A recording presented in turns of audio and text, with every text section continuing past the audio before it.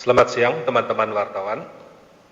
Izinkan pada siang hari ini saya akan menyampaikan data terkini terkait dengan perkembangan kasus COVID-19. Sampai hari ini total pasien positif mencapai 495 orang, yang dinyatakan sudah sembuh sebanyak 29 orang, dan yang meninggal atau yang wafat adalah 48 orang. 48. Adapun tenaga kesehatan yang terpapar COVID-19 pada hari ini berjumlah 50 orang yang tersebar di 24 rumah sakit.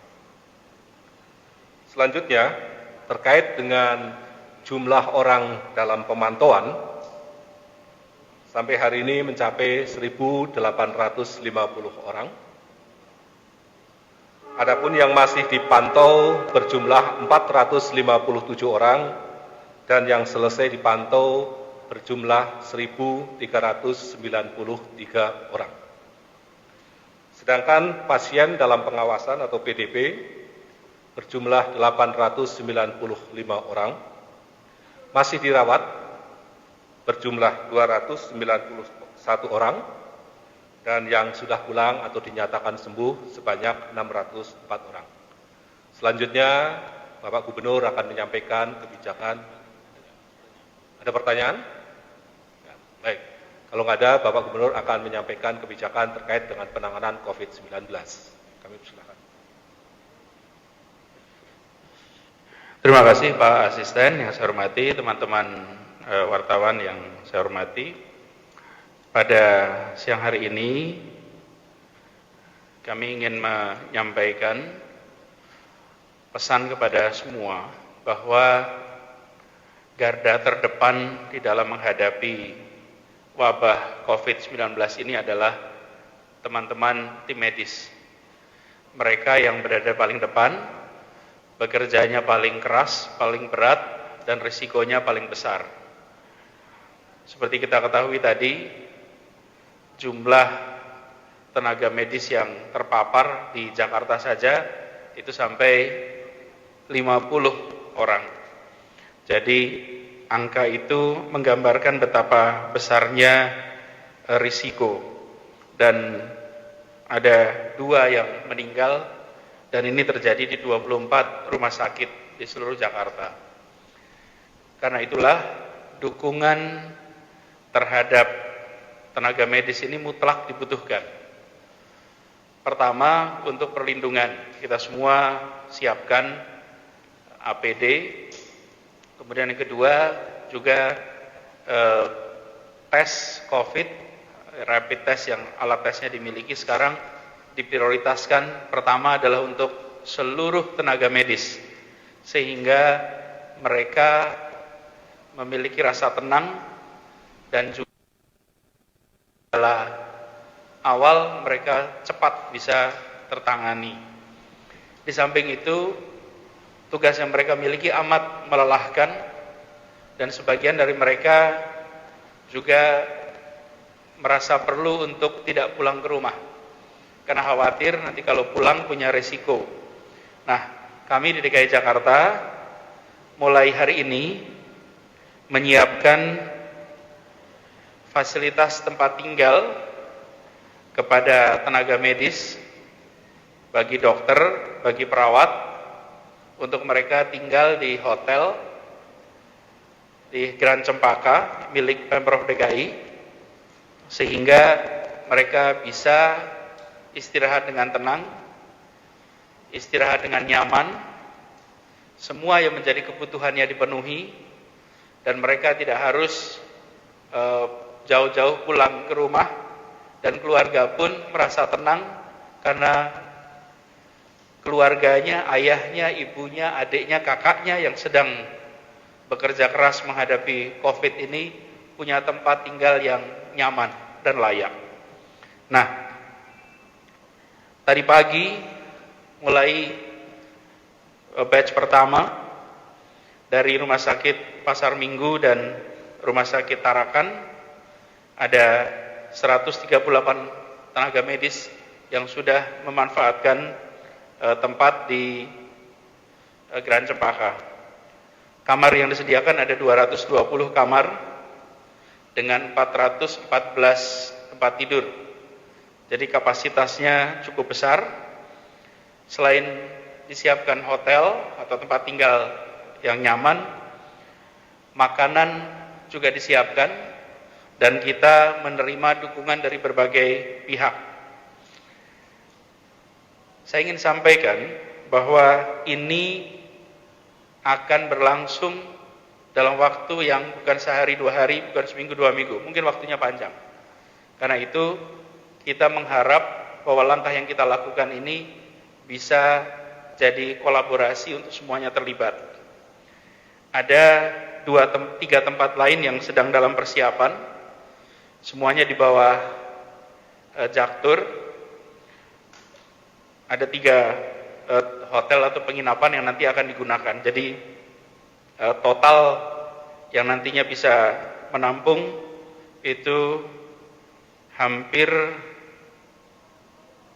700 tempat tidur yang akan bisa menampung seluruh tenaga medis dan dokter dan perawat. Nah, saya ingin secara khusus menyampaikan terima kasih kepada Perkumpulan Jasa Boga Indonesia yang ikut berpartisipasi, juga Food Station, lalu Susu Diamond, Bank DKI,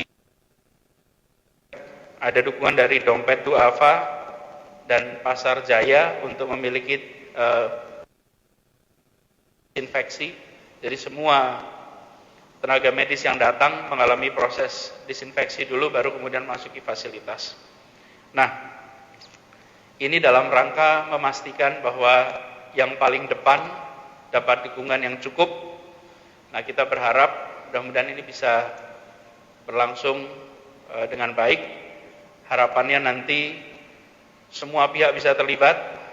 Kami nanti berharap banyak tempat-tempat lain yang mau mendukung tenaga medis di dalam mereka menjalankan tugas kemanusiaan yang amat mulia ini. Itu yang terkait dukungan pada tenaga medis. Lalu ada hal lain yang ingin saya garis bawahi, bahwa secara umum di Jakarta suasana jalan raya lengang. Artinya masyarakat makin hari makin menyadari pentingnya untuk tetap berada di rumah. Saya ingin secara khusus menggarisbawahi bahwa ini tidak mungkin bisa dikerjakan hanya pemerintah sendiri.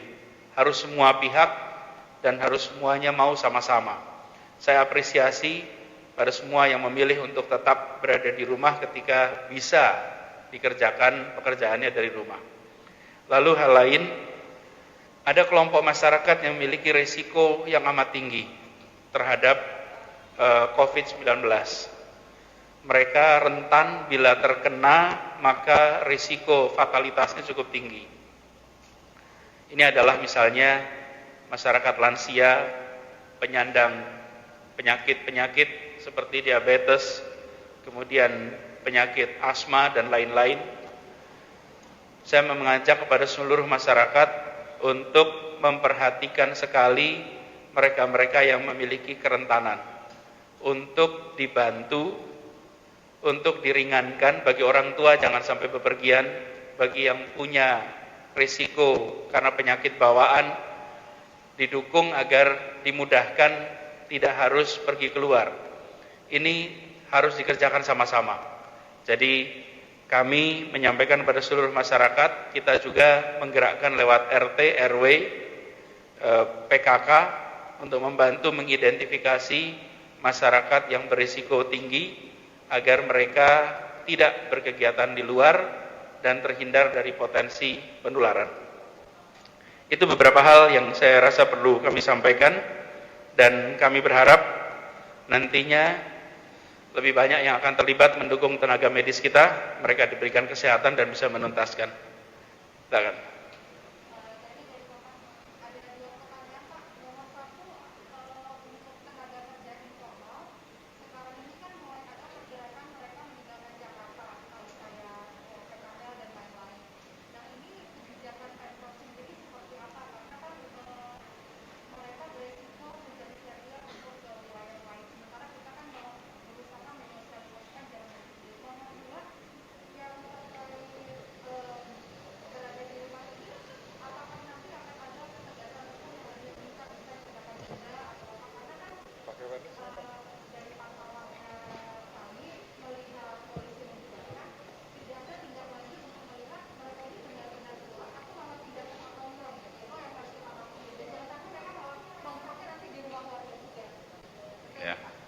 Ya, betul.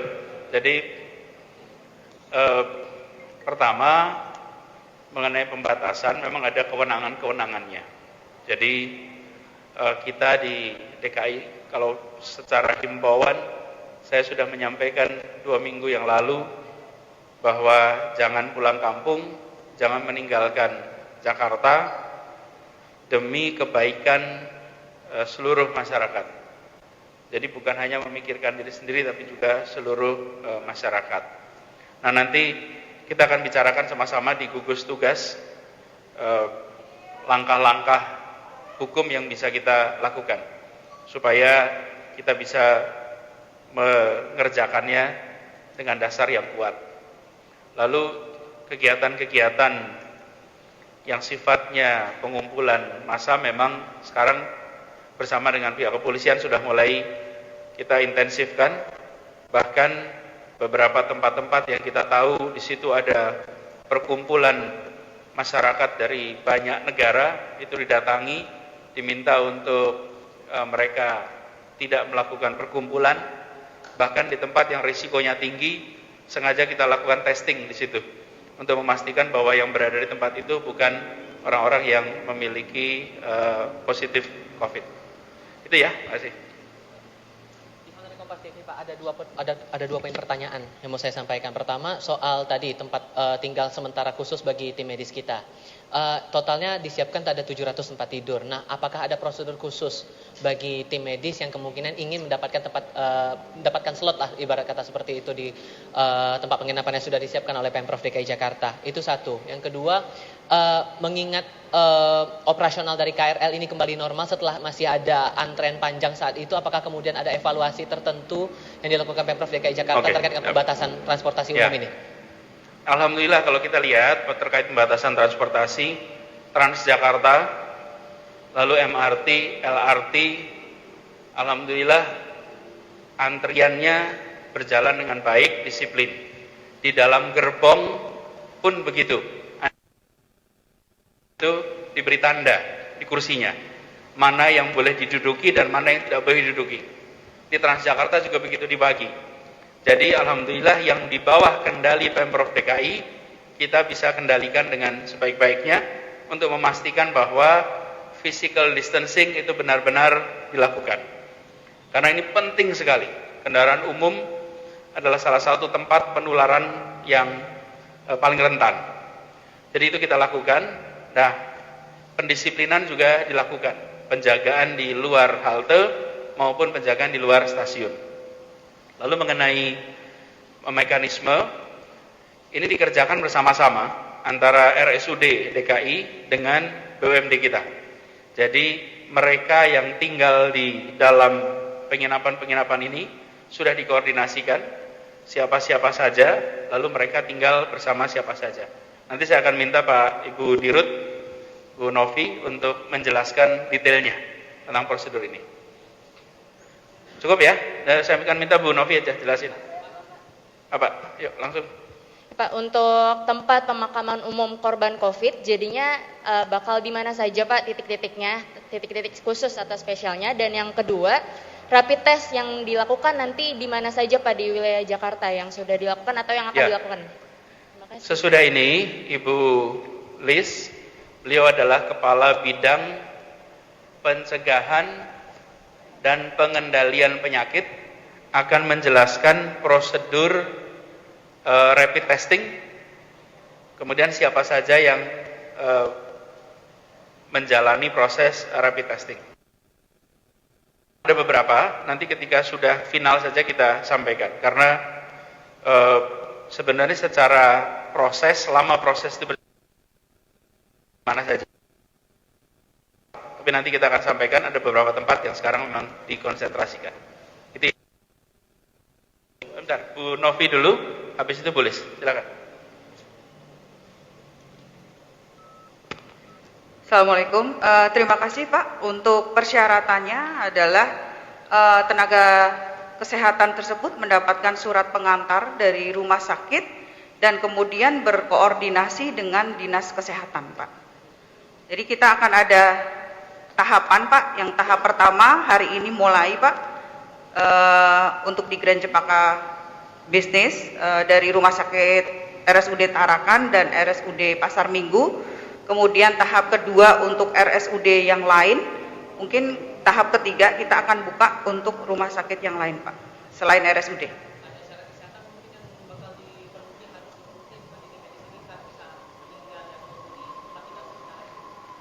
Sementara tidak, tapi memang kita akan melakukan tes COVID juga untuk karyawan hotel juga, Pak, supaya untuk memastikan siapapun yang akan masuk di dalam tidak positif.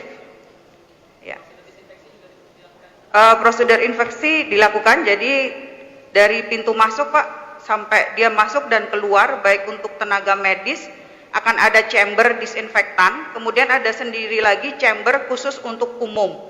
Jadi kita buat 2 chamber, kemudian mereka masuk, kemudian di kamar, Pak, setiap hari begitu mereka check out untuk berangkat lagi ke rumah sakit, kamar kita bersihkan dan selalu semua disemprot dengan disinfektan. Tidak ada sampai saat ini, Pak. Ya, terima kasih.